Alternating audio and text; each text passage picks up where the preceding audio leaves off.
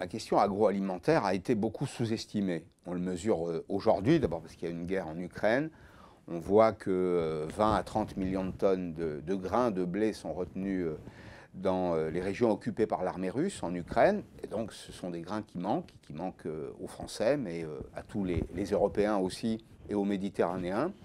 Et puis, deuxième élément, il y a une sécheresse assez forte dans les pays de production. Il y a une sécheresse aux États-Unis, dans les pays de tradition. Et chez nous, on a plutôt une mauvaise année. Moi, je rencontre des paysans qui me disent, en substance, cette année, je vais faire 30 quintaux à l'hectare, alors que je faisais 30 ou 40% de plus. Ça veut dire cette année qu'on aura une petite production. Je vais prendre simplement les grandes cultures, le blé.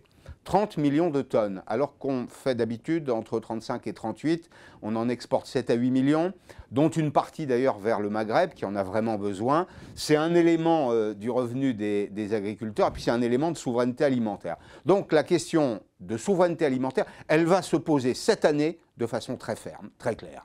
Le contexte, c'est des tensions alimentaires, des tensions dans notre approvisionnement. Farm to Fork, la directive Sud, regardez le régime juridique d'une directive, elle s'impose aux États. Donc on se rappelle des objectifs. Les objectifs, c'est moins 50% de pesticides, moins 20% d'engrais.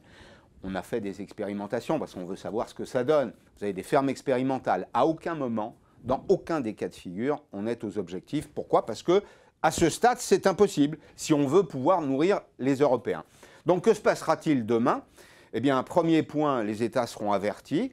Vous savez, vous recevez du courrier bleu, si je puis dire, hein, avertissement aux États. Deuxième étape, et là c'est quand même beaucoup plus sérieux, les États vont devoir payer, les États qui ne seront pas dans les clous de cette directive impossible.